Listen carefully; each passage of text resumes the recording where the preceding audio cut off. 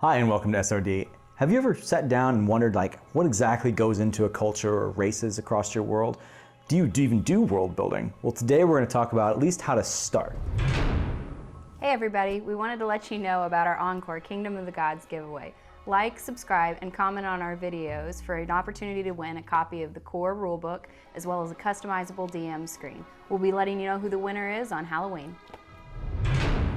SRD is proud to announce our brand new sponsor, Scabard RPG Campaign Manager, and it's exactly that. You can go there and keep track of all of your NPCs, items, your maps, all of these things that you and your players can both access. If that's something that you need to do to kind of keep things in order, I know I do. I've been using it for years. You can find it down in the link below. If you decide that you like the premium features that are there, if you use our link within the first 3 hours, you get a 20% discount.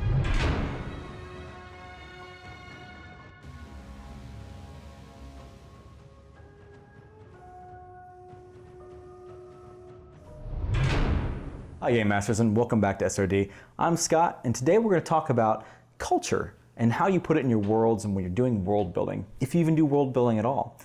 So what we're going to do first of all is talk about one of the easiest ways that you can apply different cultures in your world. And honestly, it's what we like to call culture mirroring. So a good example of this is kind of in our own world. You can find it over on Scabard, and it is our world, it's Lyrian Empire. And what they do is basically they're built off of the 1600, 1700 Britain. It is this huge elven empire that is a monarchy, and all of that is built off of Britain. So, I mean, there is these little islands act as Wales and Ireland, and they have the naval superiority, and they've expanded themselves beyond that.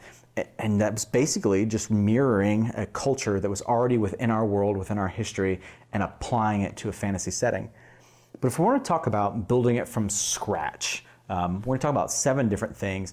And the first one that I want to go over, to me, the most important thing to start with is technology. So the way that I do this is I find an example of technology from our timeline. So something from the Bronze Age, the Steel Age, all the way up to technology we don't even have yet, like starships and weird stuff. The reason that I start with technology is because everything else that we're going to talk about afterwards is going to be affected by how they use technology. If your world has magic, it's kind of a separate thing, right? So add that after. So if you have a Bronze Age, but then you add in magic, it's now individuals that have the intelligence of being able to forge bronze, use bronze, and have that kind of sect about them, but then they have magic also. How much magic? Is it a little bit of magic? Is it a lot of bit of magic, like Eberron? Those kinds of things that you have to make your own decision. But that's going to affect how they do things. Now they're not smelting, they're not just smelting that bronze with, fire and stones. Now they're smelting it with maybe a fire spell of some sort. So make sure that you think about that. The next is location. Where is this culture located? If they're located on an island, they're going to have certain things and resources that are available to them. Maybe there's a volcano. They have fish as their main resources, maybe coconuts, or maybe it's a desert island where they don't have a whole lot of fresh water, and so their daily life is going to be a little bit different.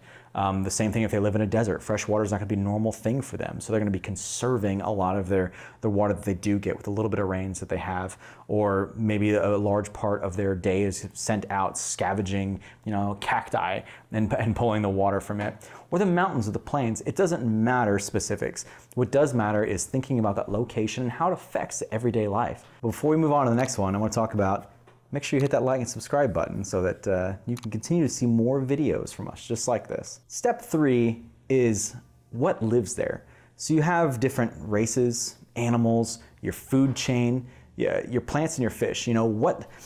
There's a huge difference between a folk that live on an island with no Tyrannosaurus Rex living on it and a folks that live on an island with a giant T-Rex swarm. Okay? They're going to be living their entire day worrying about where that T-Rex is, its hunting habits, how it's affecting the food chain in general. Is there a lot of cows or beef or pigs or whatever to hunt on the island, or has that larger predator just kind of taken that away from them? Not to mention being below the food chain to begin with. So their ability to live throughout the day and be a little bit more casual is going to be a lot less than it would be for someone that didn't have to worry about something like that. The next thing I want to talk about in step 4 is the needs of the species. And I'm going to do that in kind of a way that hopefully makes sense to some of you. So I'm sure that some of you are familiar with Maslow's hierarchy of needs, right? So I'm going to talk about them in order for the Western culture, but understand that they can be swapped and swapped any way that you want to fit your specific culture. So think about it as a pyramid. So at the very base of the pyramid, you have your physiological needs, your food and your water. Every species needs this. Some cultures will actually put the society before that. A lot of times in, for example, Asian cultures, they will put the needs of society before their own physiological needs. And so you can build cultures that are based on that, hey, I'm here to gather food for the people, not necessarily for myself. But in that general pyramid, you have your physiological needs like food and water, and then you have your safety like shelter and security. Are there walls around their compounds? Are they worrying about that T-Rex in the jungle? Those kinds of things are very important to the person of how they interact with their day-to-day lives. Then you have your love and belonging, your social kind of aspects, your relationships, your friends, your gatherings. How do they do these things? Do they gather every evening, to watch the sunset on the island? Do they, make sacrifices, monthly to the T-Rex or whatever it is that lives there? These are important things, social things that, you can talk about and think about, when you're doing your game. That fourth level of that pyramid is self-esteem, or the esteem itself. And so that really represents your confidence and respect of others. Again, in Asian cultures, things are a little flip-flopped. But generally, these are the things that makes an individual move up in that self-actualization, which is the pyramid, that top of the pyramid, the ability to, peak of society, where we're beyond, the lack of prejudice and we're able to be more creative and do all these things. If you're worried about food, you're not worried about creating a jump drive. If you are worried about where to sleep at night, you're not worried about your social interactions. And that's why the hierarchy of needs is important when you're talking about culture. So the next step is, what do they value? So in Western cultures, for example, time is money and money is time. In some Eastern cultures, specifically the Mediterranean, they value more the family over any of those things. Their time and their family is really what's important to them, and that's how they stack their day. Does your culture, do they value nature more? Or are they a very religious culture? What do they value is going to, determining what they value is going to determine how they spend a good chunk of their time. How do they govern? Are they a monarchy, a democracy, a republic, tribal, dictatorship, socialism? What are they?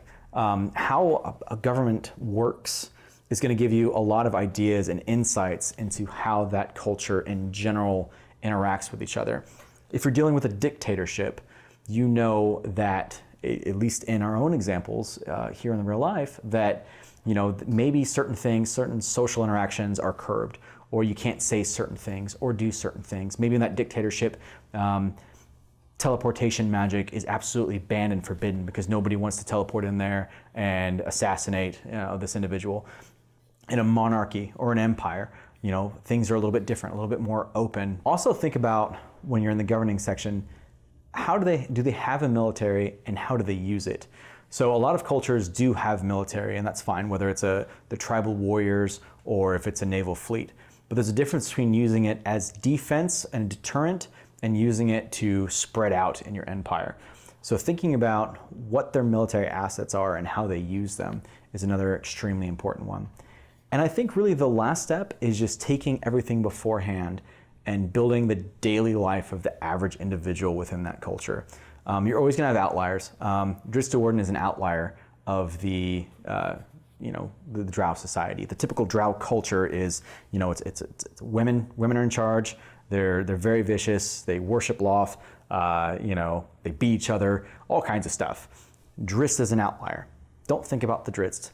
Think about the average culture, the average daily life of an individual. Get that on paper, and in general, you're going to have that culture. So this was a kind of a special request from one of our viewers on how to exactly do world building and do stepping into that culture aspect and race. To be honest, I think that when you do race and culture, race is kind of over here, but culture is really what defines an individual, not necessarily race. So I think this really does give good steps there. And then of course there are tons of other things that we could talk about. We could talk about every aspect of their religion, every aspect of their military, And these are just some simple steps to kind of guide you through. If you like this video, if you like world building type tips, let us know in the comment sections down below.